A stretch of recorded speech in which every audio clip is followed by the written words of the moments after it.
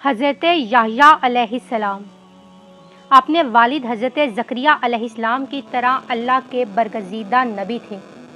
آپ کا نام خود اللہ تعالیٰ نے تجویز فرمایا۔ ارشاد باری ہے، اے زکریا، ہم تمہیں ایک ایسے فرزند کی بشارت دیتے ہیں جس کا نام یحییٰ ہوگا۔ اس سے پہلے ہم نے اس کا نام کا کوئی شخص پیدا نہیں کیا۔ سورہ مریم میں کہا جاتا ہے کہ گویا دنیا میں سب سے پہلے آپ ہی کا نام یحییٰ رکھا گیا اور آپ اپنی صفات میں بھی سب سے منفرد تھے۔ حضرت یحییٰ اپنے والد حضرت زکریا کی دعاؤں کا ثمر تھے، جنہیں اللہ نے بڑھاپے میں اولاد عطا فرمائی۔ حضرت یحییٰ کی والدہ عیشا اور حضرت مریم کی والدہ حنا آپس میں حقیقی بہنیں تھیں۔ یوں حضرت یحییٰ اور حضرت عیسیٰ آپس میں خالہ زاد تھے۔ اللہ عز و جل نے حضرت یحییٰ پر وحی نازل فرمائی، اے یحییٰ، ہماری کتاب مضبوطی سے تھام لو، اور ہم نے ان کو لڑکپن میں ہی دانائی عطا فرمائی تھی، اور اپنے پاس سے شفقت اور پاکیزگی بھی اور پرہیزگاری بھی، اور ماں باپ کے ساتھ نیک سلوک کرنے والے تھے اور سرکش اور نافرمان نہیں تھے۔ اور ان پر سلام ہو جس دن وہ پیدا ہوئے اور جس دن وفات پائیں گے اور جس دن زندہ کر کے اٹھائے جائیں گے۔ سورہ مریم آیت نمبر 12 تا 15۔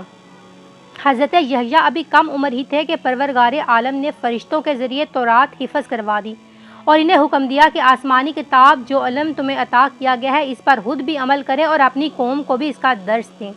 اس کے ساتھ ہی انہیں بچپن میں ہی علم و دانائی، عقل و حکمت، طہارت و پاکیزگی اور پرہیزگاری عطا فرمائی گئی، اور ان میں وہ تمام خوبیاں یکجا کر دی گئی۔ سورہ آل عمران کی آیت نمبر 39 میں اللہ تبارک تعالیٰ نے حضرت یحییٰ کی 5 خصوصی صفات کا ذکر فرمایا۔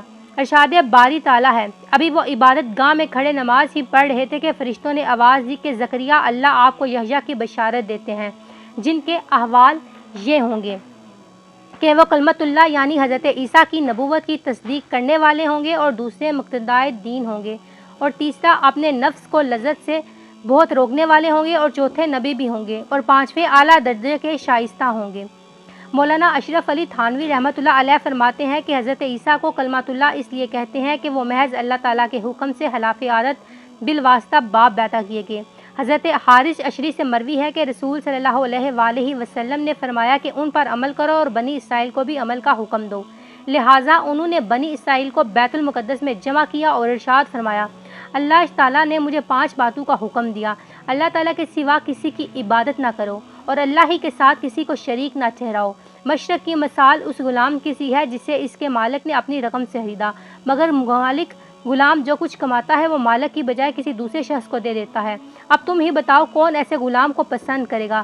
لہٰذا یاد رکھو، جب اللہ نے تمہیں پیدا کیا اور وہی تمہیں رزق دیتا ہے تو تم پر لازم ہے کہ صرف اسی کی عبادت کرو اور اس کے ساتھ کسی کو شریک نہ ٹھہراؤ۔ نمبر 2، میں تمہیں نماز کا حکم دیتا ہوں۔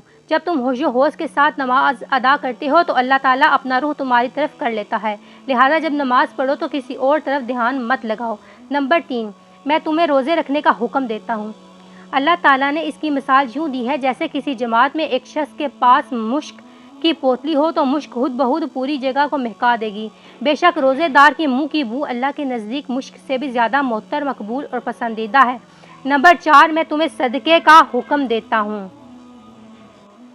اس کی مثال ایسی ہے کہ کوئی دشمنوں اچانک دبوچ لے اور اس کے ہاتھوں گردن سے باندھ کر قتل کرنے کے لیے چلے جا رہے ہوں۔ اس نا امیدی کی حالت میں وہ کہے گا کہ کیا میرا پورا مال لے کر میری جان بخشی ہو سکتی ہے، اور اس بات میں جواب پا کر جان کے بدلے ساری دولت قربان کرنے کو تیار ہو جائے گا۔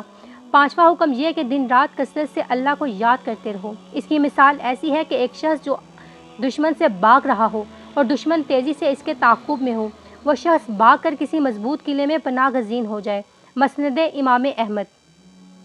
حضرت یحییٰ کی وفات کے بارے میں مفسرین نے مختلف واقعات تحریر کیے جو یہود و نصار کی کتب سے لے لیے گئے، تاہم مفسرین کی اکثریت نے جس واقعے کو بیان کیا وہ لوکا کی انجیل سمیت یہود و نصار کی کئی کتب میں درج ہے۔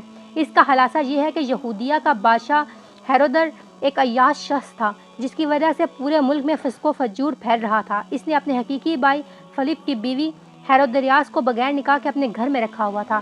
حضرت یحییٰ چونکہ نبی تھے اور دعوت حق کا فریضہ سر انجام دیتے تھے، انہوں نے بادشاہ کی ان فحش حرکات کی خلاف آواز بلند کی، جس کے نتیجے میں انہیں گرفتار کر کے قید خانے میں ڈال دیا گیا۔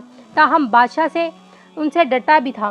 وہ جانتا تھا کہ آپ اللہ کے نبی اور نیک و پارسا انسان ہیں، نیز عوام میں بڑی عزت ہے، لیکن بادشاہ کو اپنے اور اپنی جیسی دوسری بدکار عورتوں کے لیے بہت بڑا خطرہ سمجھتی تھی۔ چنانچہ وہ آپ کی جان کے درپے ہو گئی۔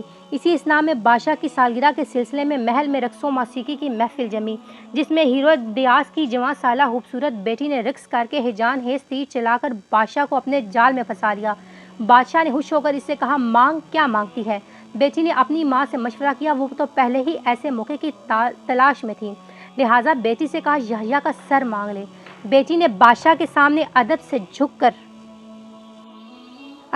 بادشاہ کے سامنے اپنا سر جھکا کر کہا، اے بادشاہ سلامت، میں آپ سے حضرت یحییٰ کا سر مانگتی ہوں۔ اے بادشاہ سلامت، آپ یہ میری بات ضرور پوری کریں۔ بادشاہ یہ سن کر غمگین تو ہو گیا، مگر محبوبہ کی بیٹی کی فرمائش کیسے رد کر سکتا تھا؟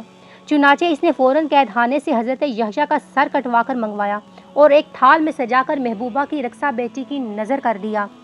کہتے ہیں کہ دمشق کی جامع مسجد بنی امیہ کے حال میں آپ کا سر مبارک دفن ہے۔